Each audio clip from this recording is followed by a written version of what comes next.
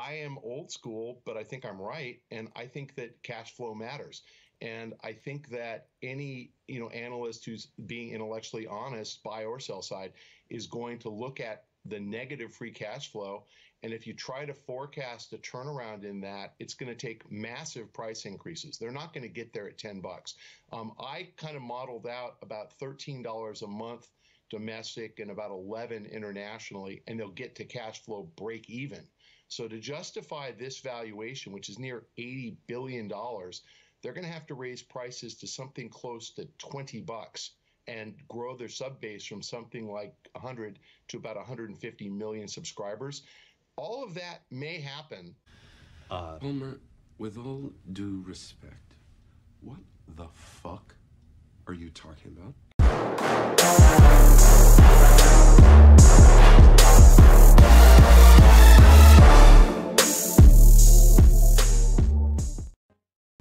What's happening, YouTube? It's KMega405 live from the 405, where I'm just your regular gamer talking to the intelligent gamers. Now, I am a fan of the Pack Attack. I used to watch that show all the time. It was a little different. It wasn't like everything else that you've seen because he was talking about basically the stocks. He was giving a lot of his bullish thoughts and stuff on there. The one thing that I really did think that was a really positive thing towards the Xbox was at the time he was saying that there was going to be a subscription point, things like that, that could help sell the Xbox brand, which I really thought that could be a thing to, that could definitely benefit. But of course, we know about what happened in 2013 and then all the crazy stuff that happened with that. But there's been no question when Michael Pachter, when he says a lot of things, when he comes up with a lot of predictions, they're not to be taken totally serious. There's some things that he say that is accurate, and then there's other things that he says is just off base. So when Michael Pachter comes out and he makes statements saying that the PlayStation 5 is going to come out in 2019, you could take that for a grain of salt. Nobody knows if that's going to be true or not. It makes perfect sense. But then he comes out with another article talking about, the price point of the Xbox One X is too expensive. And that kind of gets me to scratching my head. And then, of course, here comes the Sony brethren, the pro PlayStation guys and girls. They come out and they're like, Michael Pachter's right. Michael Pachter's right. Really? He's right all the time now? Or is it just because he said something that you want to gravitate to that makes sense to your world? I tell you, when really talking to pro PlayStation fans, in a pack, you really have to come out and just say, look, I'm not here trying to beef. I'm just trying to give you a discussion. You really have to talk to them and give them the universal greeting. Guns aren't exactly friendly. Neither are they, in case you haven't noticed. What was that universal greeting again? Never mind, I remember. Ba weep grana, weep ninny bong. Ba weep grana, weep ninny bong. And even giving the universal greeting to some of these PlayStation fanboys and girls, it still doesn't work. But regardless, if you're going to take Michael Pachter's word when it's talking about the Xbox One X being too expensive, then just think about what Michael Pachter has been saying about the PlayStation 5 coming out in 2019.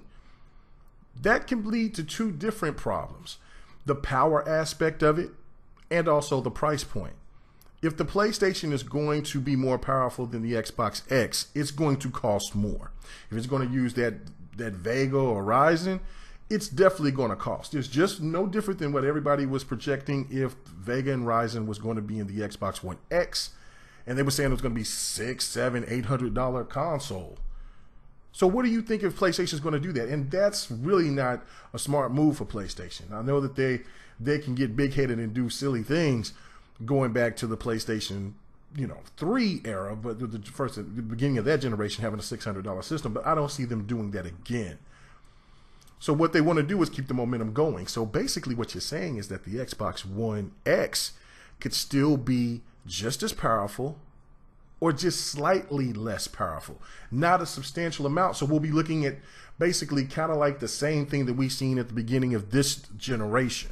And then again, like I said, you have to worry about the price point. If the price point, if it's going to be more powerful than the X, then what you're looking at is, They're going to be looking at a price point that's not going to be favorable. If the Xbox One X for $500 is not favorable, neither will the PlayStation. Or will it? Because you guys like to change the narrative. I mean, really think about that.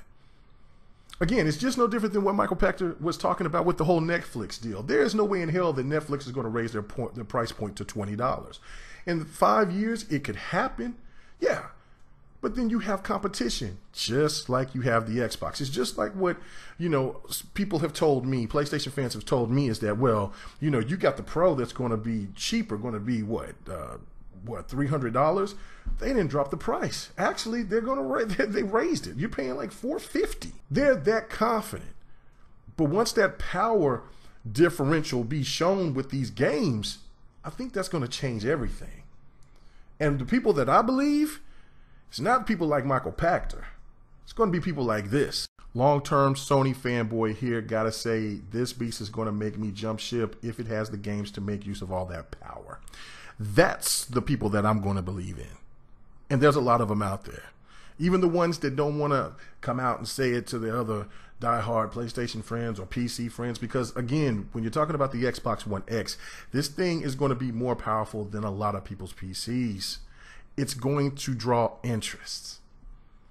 And what people don't want to do is give this thing any more positive messaging to anybody. Like if they, just the first game, they want to talk bad about Crackdown, just like I was talking about, my video yesterday.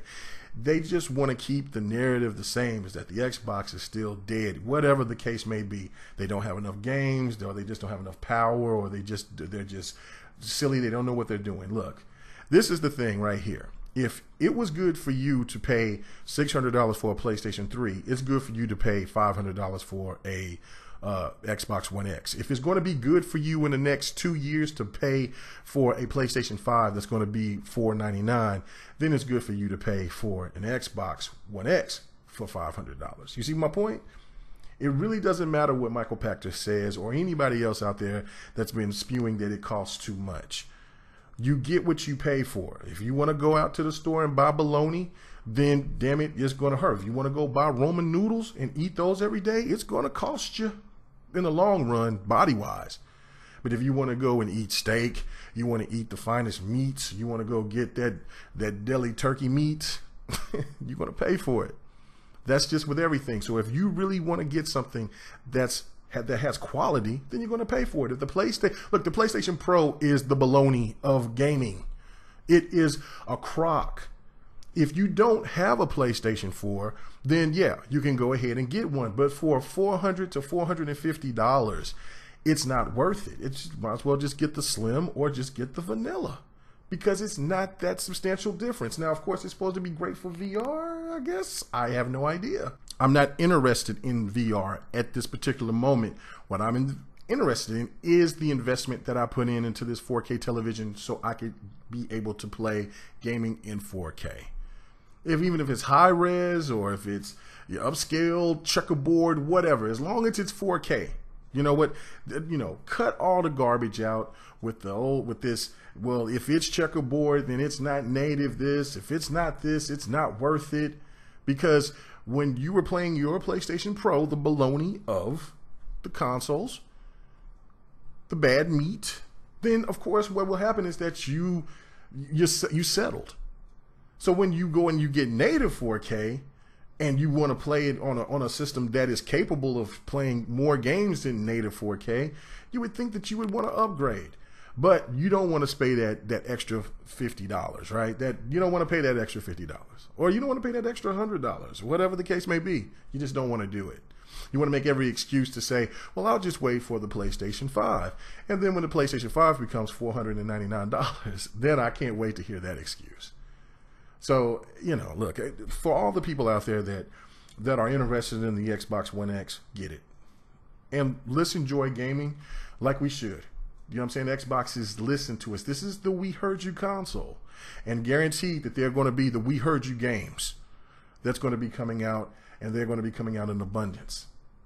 That's the one thing that they don't want to hear. They want to keep making up every excuse in the book to try to make PlayStation just seem like it's just so much more superior than anything else.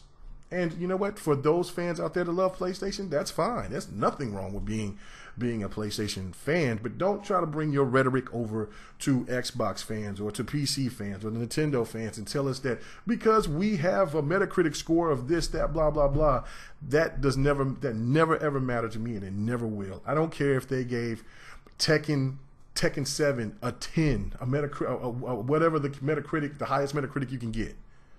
Because you know what? So there's people that's always telling me, hey, look, I'm not in a fighter. So to them, it's not going to be a 10. That's the stuff that I'm talking about. Don't listen to this garbage. It's a slow news cycle right now when it comes to gaming. So they're just going to say anything and everything to try to get you guys upset. And they're going to say that we're frauds. They'll say that we're going to just, we're corporate slaves, that we just want to follow the leader. I'm so far from following the herd, because if that was, I'd be running around with the rest of these PlayStation nomads. You know what I'm saying? These bootlickers talking about how great this is, how great that is.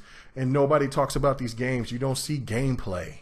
But there are some PlayStation guys and girls out there that keep it real. They keep it gaming, and just neutrals out there that just love gaming and they show gameplay and they have love for everything. So, hey, we all know that you're going to be out there getting the Xbox One X just like the rest of us and having a good time in gaming.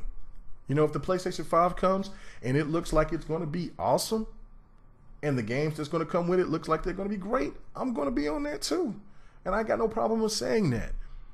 But just because the Xbox brand is going to lock things down when it comes to the power aspect for a couple of years, no need to hate on it, because the games will come, like I said.